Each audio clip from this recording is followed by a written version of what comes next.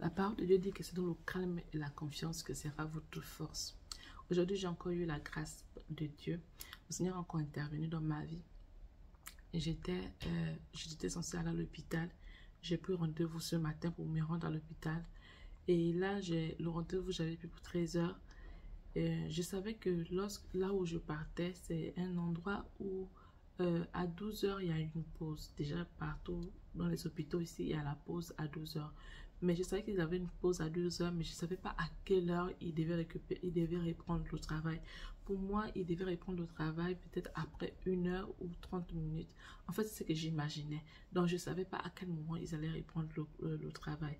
Et je suis allée à ce rendez-vous tout en sachant que si j'étais censée récupérer mon fils par la suite.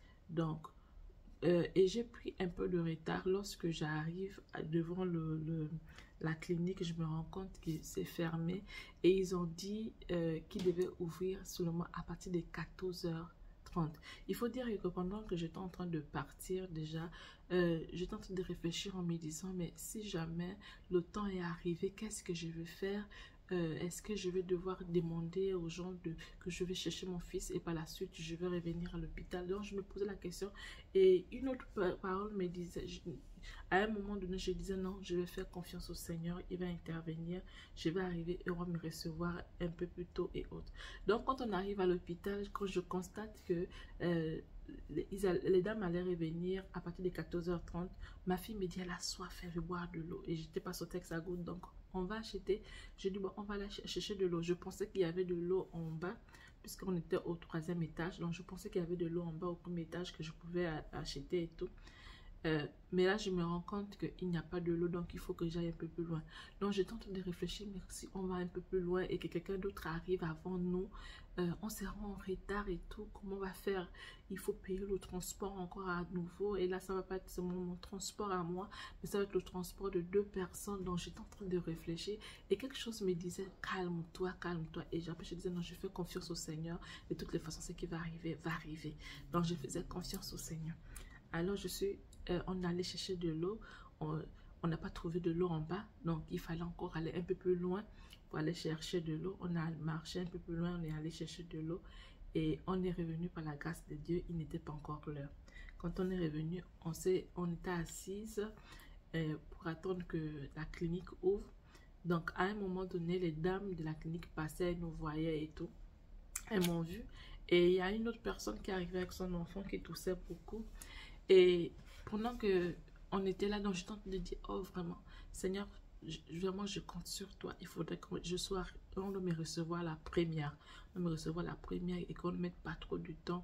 Je vais vite faire et partir. Il ne faut pas que je rate le bus. Sinon mon fils, je dois récupérer mon fils, donc il ne faut pas que je rate le bus. Et en même temps, je faisais confiance au Seigneur. Je disais que Seigneur, vraiment, intervient parce que je ne sais pas comment je vais faire pour pouvoir terminer à temps. Parce que je sais que quand je pars, souvent, on prend la bonne d'autres personnes et après on me prend. Donc, et je mets souvent du temps. Donc, je me disais, Seigneur, vraiment, cette fois-ci, j'ai besoin de toi, j'ai besoin que tu interviennes. Donc, pendant que j'étais en train de prier comme ça, j'étais là en même temps que ma fille, on rigolait et tout. Et là, quand l'heure arrivait, il y avait une dame devant moi. Il y avait une dame devant moi. Elle était devant la porte et nous, on était quand même loin de la porte. Donc, normalement, puisqu'elle était devant la porte, c'est elle qu'on devait appeler en premier. Mais, grande fut ma surprise, la dame sort et elle m'appelle. Donc, parce que lorsque les dames passaient pour pouvoir se rendre dans la clinique, elles m'ont vu, j'étais là toute seule. Donc, elles ont compris que j'étais la première. Et puis, en dehors de ça, j'avais appelé pour dire que je vais venir à 13h. Donc, comme c'est quelqu'un qui ne parlait pas trop bien, donc du coup elle n'a pas pu m'expliquer que mes 13 heures ce sera fermé et tout, donc on n'a pas pu discuter de cela. Donc elle savait que j'étais là avant, donc elles m'ont fait rentrer avant et j'étais surprise parce que c'est pas la première fois que j'y vais là-bas et on me prend pas souvent la première. Quand j'arrive, on m'a pris la première, je commence à bénir le Seigneur, que Seigneur merci. Et là, quand on rentre, normalement, on remplit un papier. Et le papier est écrit en japonais. Donc, moi, le plus souvent, qu'est-ce que je fais? Je prends Google Translate pour pouvoir pouvoir traduire et remplir. Donc, je dis, mais je ne remplis pas. La dame me dit, non, non, non, tu n'as pas besoin de remplir et tout. J'étais tellement heureuse. J'ai dit, waouh, le Seigneur vraiment en train d'intervenir. Donc, je n'ai pas rempli le papier qu'on remplit habituellement. Et je suis rentrée directement sur le médecin. Et quand je rentre directement sur le médecin, ça s'est vite passé. Vraiment, franchement, les choses se sont vite passées. On n'a même pas, je ne sais pas si j'ai fait plus de 10 minutes avec le médecin. Qu'elle m'a expliqué ce qui n'allait pas et tout. Et après, elle m'a dit, c'est bon, c'est fini. Et j'étais là, ah bon, c'est fini? J'étais surprise parce que je sais que parfois, je mets plus de temps. Mais j'étais surprise de voir que j'avais terminé. Et quand je regarde ma montre, je me rends compte que j'ai largement le temps. J'ai largement le temps parce que quand j'étais en train de calculer, je me disais, ok, là, il va me rester au plus, c'est plus de 50 minutes parce que après 50 minutes, il faudrait que je parte. Donc, mais je suis rentrée, on n'a même pas fait 10 minutes avec moi. Donc, pas que je m'inquiétais, mais j'étais en train de faire des calculs et en même temps, je croyais, je me disais, Seigneur, ta grâce, que toi seul tu interviennes. Donc, on a fini et le temps même de paye, parce que le plus souvent après, ils font les calculs et autres pour que tu puisses payer. Et là encore, on met souvent du temps. J'ai pas mis du temps. Donc, le Seigneur a vraiment intervenu aujourd'hui. Il était tellement là et j'étais heureuse, tellement heureuse de savoir que j'ai terminé à temps. Alors, pourquoi je parle de ça aujourd'hui? Je parle de ça tout juste pour dire à certaines personnes qu'il est difficile parfois lorsqu'on se rend compte que on est en retard. Parce que moi, c'était mon problème. Toutes les fois que j'étais en retard à un rendez-vous et que l'on pouvait me presser et autres, je paniquais. Donc, le temps de faire les choses s'est divisé peut-être même par 5. Donc, si je devais faire une chose en 2 minutes, je vais la faire peut-être en 10 minutes. Je vais la faire en 10 minutes parce que tout ralentissait à cause de la peur du fait que je n'étais pas à temps, je n'étais pas à l'heure. Donc, toutes ces choses-là venaient et me permettaient de ne pas aller très vite.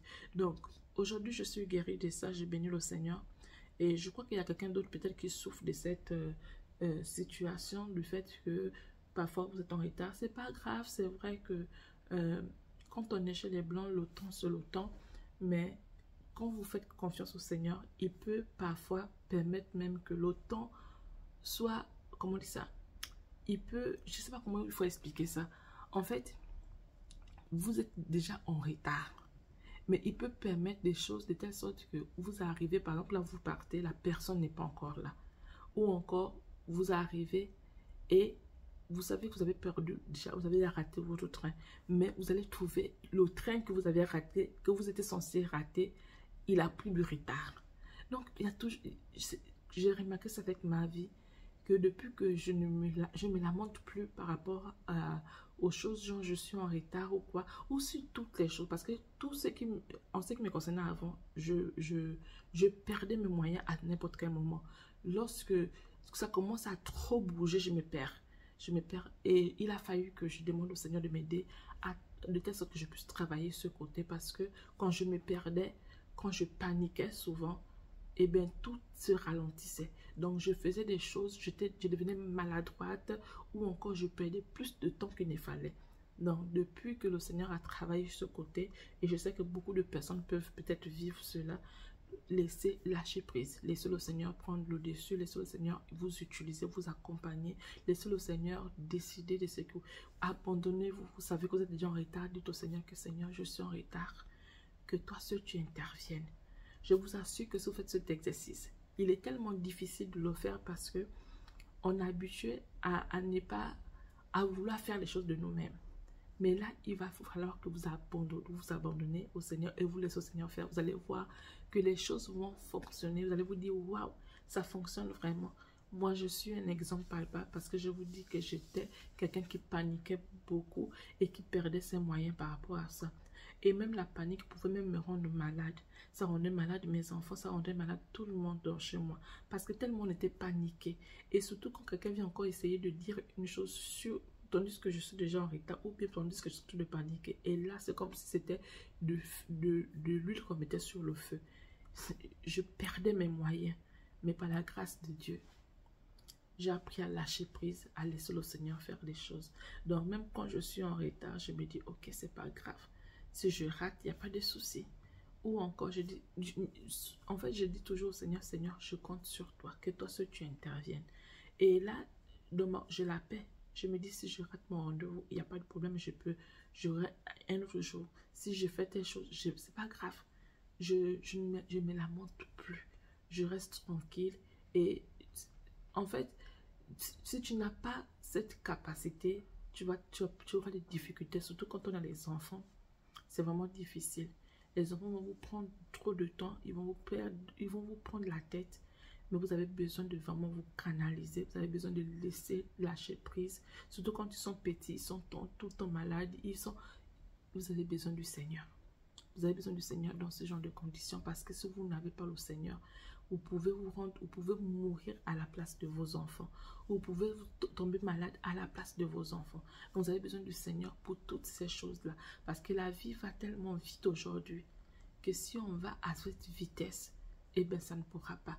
On a besoin du Seigneur pour pouvoir nous aider à pouvoir faire certaines choses. Il y a des choses que vous êtes capable de faire et il y a des choses que vous ne serez jamais capable de faire. Vous avez besoin de l'intervention divine. Et ça, lâchez prise. Et lui seul, il dit. Parce que j'avais un truc que j'avais lu quelque part, que le Seigneur dit, ok, quand tu auras fini de te fatiguer, tu vas revenir vers moi.